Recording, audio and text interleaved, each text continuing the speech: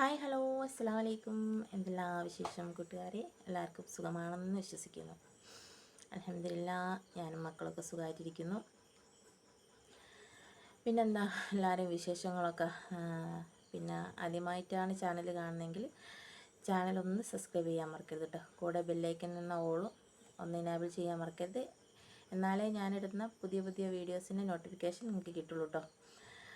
അപ്പം എന്താ, ഇന്ന് ഞാനൊരു കാര്യം പറയാൻ വേണ്ടി വന്നതാണ് കേട്ടോ. വേറൊന്നല്ല, ഇന്ന് ഈ ഒരു ന്യൂസ് ഞാൻ അറിഞ്ഞപ്പോൾ തന്നെ ഞെട്ടിയിരിക്കുകയാണ്. കാരണം നമുക്കും മക്കളൊക്കെ ഉണ്ടല്ലോ അല്ലേ. അപ്പം എന്താ പറയുക, ഓരോ രക്ഷിതാക്കളുടെയും ആഗ്രഹമാണ് ഒരു കുഞ്ഞ് വേണമെന്നുള്ളതല്ലേ. അപ്പം നമ്മൾ എത്ര ആഗ്രഹിച്ചിട്ടായിരിക്കും ഓരോ മക്കൾക്കും ജന്മം കൊടുക്കുന്നതല്ലേ. എത്ര വിഷമവും എത്ര കഷ്ടപ്പാടും നമ്മൾ എത്ര കഷ്ടപ്പെട്ടിട്ടാണ് ഓരോരുത്തർക്ക് ജന്മം കൊടുക്കുന്നതെന്നൊക്കെ നമുക്ക് ഓരോരുത്തർക്കും അറിയാം. കാരണം ഒരു ഉമ്മയെ ഒരു ഉപ്പയായ ഓരോ വ്യക്തിക്കും അറിയാം നമ്മൾ ഓരോ മക്കളെ എങ്ങനെയാണ് വളർത്തുന്നതെന്നുള്ളത്.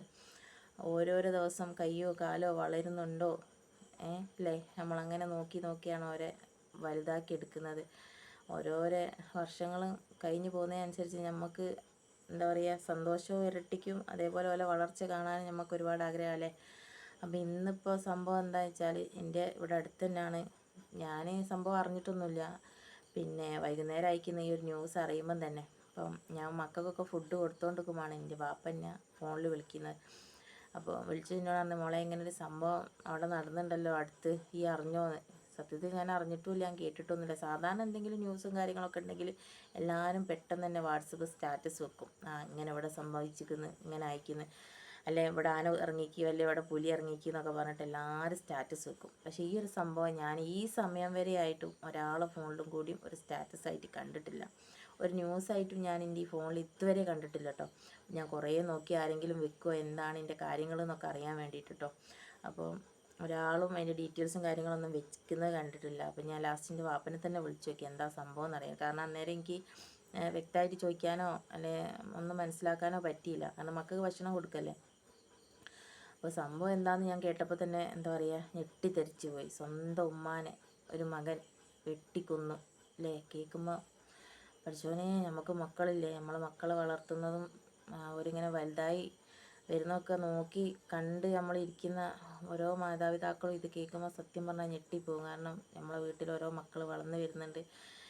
ഇതുപോലൊക്കെയുള്ള ഓരോരോ സാഹചര്യങ്ങൾ കാണുമ്പോൾ നമുക്കും പേടിയാണല്ലേ.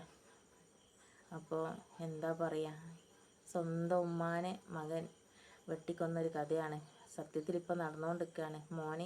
മോനെ പോലീസ് കൊണ്ടുപോയി, ഉമ്മ കോഴിക്കോട് മെഡിക്കൽ കോളേജിൽ അവിടെയാണുള്ളത്, അങ്ങോട്ടും കൊണ്ടുപോയി. മോനാണെങ്കിൽ എന്താ പറയുക, ബാംഗ്ലൂർ ഒക്കെ എന്താ പറയുക മയക്കുമരുന്ന് അതേപോലെ എന്തൊക്കെ ലഹരികളിലൊക്കെ അടിമയായിട്ട് എന്താ പറയുക DNA സെൻ്ററില്ലേ, അങ്ങനെ തന്നെയല്ലേ അതിന് പറയൽ. സംഭവം എനിക്ക് ചില നേരം ഒന്നും പറയാൻ കിട്ടൂല. നമുക്ക് ബേജാറും ടെൻഷനൊക്കെ ആയി നിൽക്കുമ്പോൾ നമുക്കിതൊന്നും തൊള്ളയിൽ കിട്ടൂല എന്താ പറയേണ്ടതെന്ന്. അപ്പോൾ അവിടെ ആയിരുന്നു ഈ മോന്. അഡീഷണൽ സെൻറ്ററിൽ നിന്ന് ഉമ്മാനെ കാണണമെന്നും പറഞ്ഞങ്ങാൻ ഈ മോൻ വന്നതാണ്. ഉമ്മ ആണെങ്കിലോ ഓപ്പറേഷനൊക്കെ കഴിഞ്ഞങ്ങാൻ ഉമ്മാൻ്റെ സഹോദരീൻ്റെ വീട്ടിലാണ് താമസിക്കുന്നത്, അവിടെയാണ് നിൽക്കുന്നത് കേട്ടോ. അവിടെ പോയിട്ട് ഉമ്മാനെ കൂട്ടി ഞാൻ മോന് കൊണ്ടുപോയതാണ് വീട്ടിലേക്ക്, സ്വന്തം വീട്ടിലേക്ക്.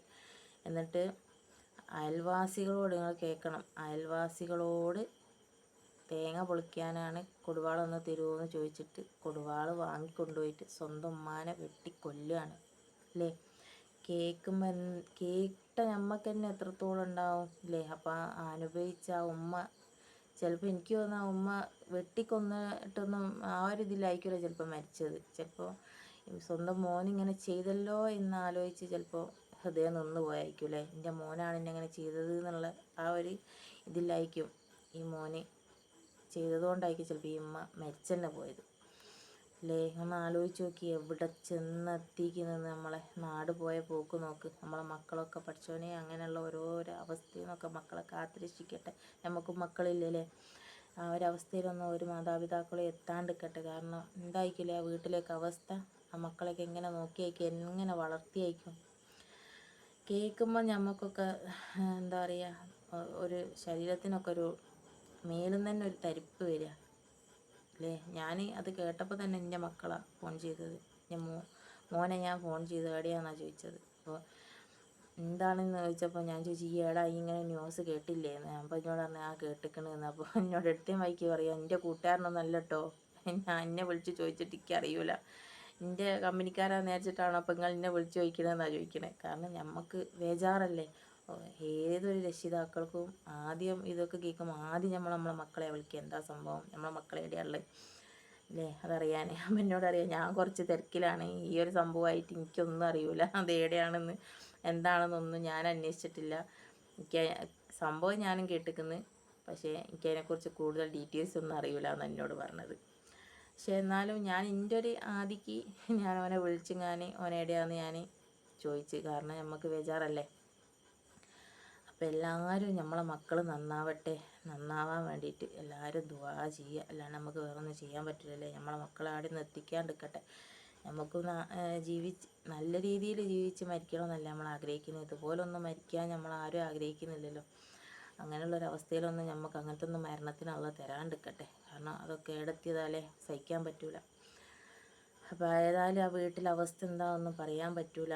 കാരണം ഇതല്ലേ സംഭവിച്ചത്, മക്കൾ ചെയ്തതല്ലേ. അപ്പോൾ ഏതായാലും വീഡിയോ കാണുന്ന ആൾക്കാർ വീഡിയോ സ്കിപ്പ് ചെയ്യാണ്ട് കാണുക, സപ്പോർട്ട് ചെയ്യുക.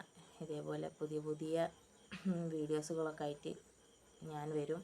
അപ്പോൾ നിങ്ങളെ സപ്പോർട്ട് ഉണ്ടെങ്കിലേ നമുക്ക് മുന്നോട്ട് പോകാൻ കഴിയുള്ളൂ. അപ്പോൾ വീഡിയോ ഇഷ്ടപ്പെട്ടാൽ എല്ലാവരും ലൈക്ക് ചെയ്യുക, നല്ല നല്ല കമൻറ്റുകളൊക്കെ ചെയ്യുക. അപ്പോൾ എല്ലാവർക്കും ഒരു നല്ല ദിവസം ഞാൻ നേരാണ്. കാരണം നമ്മളെ എല്ലാവരെയും അള്ളാഹ് ഇതേപോലത്തെ അവസ്ഥയിലൊന്നും വരാതെ കാത്തുരക്ഷിക്കട്ടെ എന്ന് മാത്രമേ എനിക്ക് പറയാനുള്ളൂ. എല്ലാവരോടും